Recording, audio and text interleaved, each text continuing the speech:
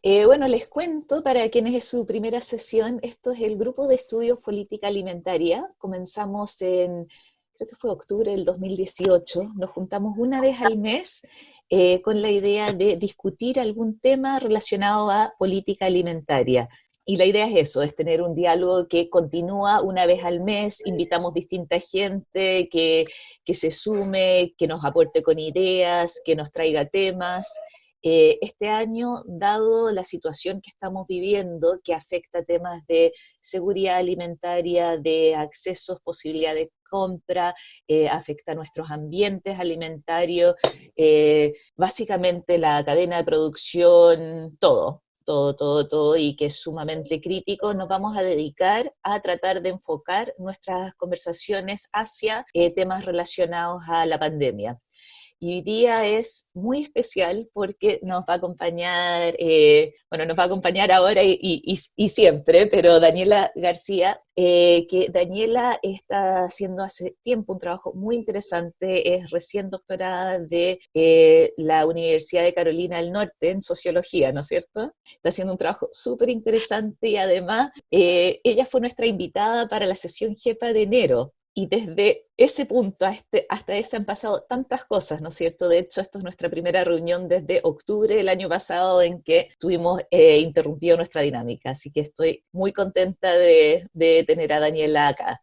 Así que cuando quieras y te damos la palabra. Ya, muchas gracias. Bueno, estoy muy contenta de estar aquí, muchas gracias por la invitación. Hace mucho tiempo tenía ganas de participar del grupo. Entonces, hoy día les voy a hablar sobre las distinciones morales y prácticas en la provisión de alimentos como expresión de la desigualdad en Chile. Las preguntas que guiaron esta investigación fueron: ¿cuáles son las consecuencias morales y prácticas de la creciente financiarización o financiarización, también le dicen, del suministro de alimentos, y cómo las deudas impulsadas por los alimentos dan forma a las relaciones sociales? Entonces, este enfoque se basó en tres marcos interpretativos para entender y dar sentido a lo que encontramos. Primero es el contexto del neoliberalismo, definido como el principio y proyecto político-económico que a través de la promoción de la autorregulación de los mercados se suponía que ellos reducirían y eliminarían las barreras para la libre circulación del capital, ¿cierto? Y las reformas que se utilizan en este sistema para lograr esta libre circulación de capital son la privatización, la desregulación, que es muy importante para la ocurrencia de fenómenos como los que estamos viendo hoy en día, y los cortes en el gasto estatal. Y el tercero es que también está relacionado a este fenómeno de la globalización y la supermarketización, ¿cierto? Este poder que tienen los supermercados en la cadena alimentaria, para decir qué es lo que se produce, en qué cantidades, cómo se produce, cuáles son los precios. Esto afecta la provisión de alimentos, ¿cierto? En los hogares, dentro de los hogares. Hay transformaciones recientes en donde poblaciones con menos recursos reemplazaron sus comidas tradicionales, muchas de ellas centradas en alimentos vegetales o legumbres, por comidas altas en grasas, endulzantes calóricos y con una carga importante de alimentos provenientes de los animales. Y también alimentos procesados. Esto influye en cómo las personas toman decisiones y sus consideraciones sobre qué es bueno y qué es malo dentro de su hogar. Y incrementa el trabajo que hacen las mujeres, sobre todo, para alimentar a sus familias. ¿Qué es lo que pasa en el caso de Chile? Es un caso como ejemplar de todo este tipo de transformaciones y cambios, ¿cierto? Está caracterizado por profundas desigualdades y exclusión social, ha experimentado cambios dramáticos en la manera en que su población se alimenta junto a la expansión del crédito de los hogares de las poblaciones de bajos recursos. Los supermercados son importantes proveedores de crédito para las personas con ingresos bajos e inestables, en un contexto de bajos salarios, ayuda gubernamental limitada y condiciones de trabajo precarias.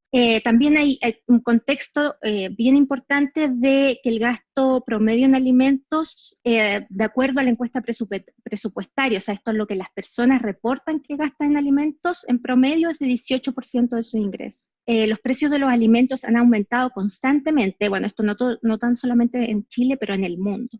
al igual que los costos de vida, y la deuda de los hogares también ha aumentado en Chile constantemente. Este escenario ha obligado a muchas familias a usar tarjeta de créditos u otros fondos, a excepción de su ingreso, para poder sobrevivir y, por supuesto, comer. En el caso de las tarjetas de crédito, de la deuda de las tarjetas de crédito, hay 11 millones de personas que tienen deudas con tarjetas de crédito en Chile, y 4,6 en el 2019 son morosos y morosas. De esos, 2,4 millones son mujeres. Y aquí también pueden ver en el informe de Equifax MapCity que hace la Universidad de San Sebastián, donde pueden ver que las comunas de más bajos ingresos es donde hay una incidencia más grande de morosos. Entonces también en el 2019, aquí también estamos viendo número de deudores, sino como montos de la deuda. Entonces, número de deudores, tenemos de que el porcentaje de morosos, de acuerdo a los orígenes de la deuda, el 41% está endeudado con el retail. Entonces, algunos dentro de esos grupos, las personas tendieron a culpar a algunos por sus faltas en el carácter o fallas organizativas, y dentro de este mismo polo hay otros que consideran que no son culpables, ¿cierto? O sea, hay un sistema de justificaciones que distancia y polariza unos sobre otros, pero siempre dentro de un mismo como discurso. Pero también tenemos un tercer grupo, que son como los ambivalentes, que de alguna manera cuestionan esto, o es difícil para ellos clasificar a las personas. Bien, para aquellos que son clasificados como culpables, cuando los participantes hablan de la deuda o de la deuda que ellos tienen o que otros tienen o que los cercanos a ellos tienen, esto al evaluarse a sí mismos, estas narraciones a menudo se expresan sentimientos de culpa, ansiedad o desesperación, como de acuerdo a lo que ellos son. Por ejemplo, Raquel, que es una asistente de preescolar, nos cuenta: estoy con la soga al cuello, por ser así una compradora compulsiva, me sobreendeudé con la mercadería. En el caso de cuando las personas evalúan a otros, a menudo juzgaban las deudas o las compras de alimentos como carentes de justificación suficiente. Es que de alguna manera hay una alta tolerancia a esta desigualdad y exclusión, y al hecho de que si las personas se encuentran en esa posición es debido a la falta de su propio esfuerzo. Y tenemos, por ejemplo, en el caso de Camila, una administrativa, dice de remuneraciones: a veces la gente gasta mucha plata en la comida. Mi tío, por ejemplo, lo único que tiene en su cabeza es comida, siempre está haciendo asados, invitando a su casa, incluso cuando está cesante, siempre tiene cuanta cosa hay, y nombra, qué sé yo, algunos alimentos como queques, salames, quesos. También aquí muy similar, en el caso de Tomás, un jefe de bodega, dice: las tarjetas de crédito son dañinas para el chileno promedio en este país. La gente solamente está preocupada sobre cuántos goles necesitamos para clasificar. Esos son los únicos cálculos que la gente hace. Como te dije, uno puede comprar tanto como el crédito te lo permita, sin calcular si es que tienes la capacidad de pagar todos los meses o no.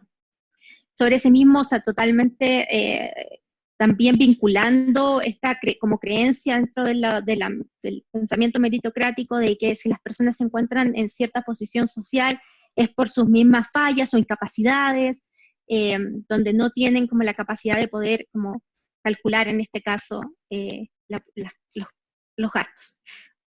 Ahora, en el caso de aquellos que se consideran el otro polo, en este sentido, por ejemplo, tenemos el relato de Romina, que explica que no tenía que comer cuando ella relata este principio del uso de las tarjetas. Se había quedado viuda, tenía hijos. Entonces dice: cuando me lo ofrecieron, yo acepté de inmediato. Al principio fue bueno, la podía pagar y todo. Después se me acumularon las calillas, que son deudas. No tenía sueldo fijo. Después no podía pagar las cuotas, pero tampoco tenía plata para comer. Después, en el caso de Pamela, tenemos que ella tiene el discurso, digamos, de estos son los otros, los que no saben ocupar la tarjeta y quedan endeudados porque no la ocupan como yo. Entonces ella, bueno, y también su mismo discurso y otros hacen mucha referencia, también como en el caso de la otra persona que conversábamos, Tomás. Yo sí sé ocupar, la mayoría de la gente de este país no, en especial ciertas personas no saben ocuparla, y estas personas están en una situación de vulnerabilidad y falta de alimentos por las decisiones que han tomado. Ahora, cuando hablamos de aquellos que rompen un poco este ciclo, que son los que les llamo ambivalentes, son los juicios de estos participantes donde hay como justificaciones mixtas.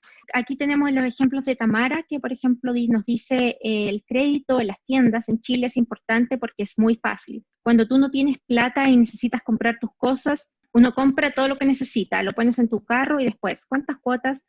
Y además los supermercados y otras grandes tiendas te dan crédito de una sin mover un músculo. De ahí que uno queda endeudado para siempre. Y en el caso de Rocío también, con esta reflexión, comenta, los dueños de las grandes tiendas tienen una excelente situación con esto, pero nosotros, los pobres, somos los que nos endeudamos con las tarjetas de los supermercados, haciendo también clara distinción sobre los otros y ellos, pero de alguna manera también cuestionando que no es tan fácil decidir como quiénes son los endeudados, digamos. Rápidamente les voy a caminar por algunas de las conclusiones de este estudio. Los participantes entonces establecen estas discusiones, ¿cierto? Distinciones morales y prácticas para justificar sus acciones y culpar a otros. Estas clasificaciones les permiten discutir y dotar de sentido las prácticas tanto de otros como de ellos mismos, y en este ejercicio cotidiano ellos reproducen las desigualdades existentes. En esta discusión de cómo las personas navegan las transacciones financieras y las deudas relacionadas con la compra de alimentos, las entrevistas nos ayudan a explorar cómo la deuda alimentaria da forma a las relaciones sociales, permitiendo a las personas expresar juicios evaluativos de comportamientos específicos relacionados con esta deuda y con los alimentos que se compran. Las convenciones y disposiciones morales de los participantes se manifestaron creando límites que les permiten discutir y dar sentido a sus propias prácticas. Las deudas impulsadas por las compras de alimentos posicionan a los ciudadanos como consumidores responsables por su propio cuidado, especialmente a las mujeres, en vez de que la mayoría de las personas que entrevisté, eso no lo mencioné antes, las endeudadas son casi todas mujeres, al ser parte de un colectivo que comparte las responsabilidades. Las tarjetas de crédito se han transformado en un instrumento en el cual las personas se sienten que se están haciendo cargo de los problemas de bajos salarios, de inseguridad alimentaria y del empleo.